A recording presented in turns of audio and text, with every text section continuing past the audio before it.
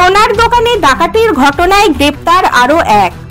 রানীগঞ্জের প্রখ্যাত স্বর্ণালঙ্কারের দোকানে দুঃসাহসিক ডাকাতির ঘটনায় একের পর এক দুষ্কৃতীকে গ্রেপ্তার করছে পুলিশ।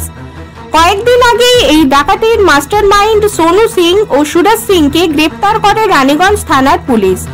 ডাকাতি হওয়া কিছু সোনার গয়নাও উদ্ধার করা হয়। এই ডাকাতির সাথে ঝাড়খণ্ড ও বিহারের যোগ মেলায় বাকি ডাকাতদের খুঁজতে তল্লাশি অভিযান শুরু করে পুলিশ।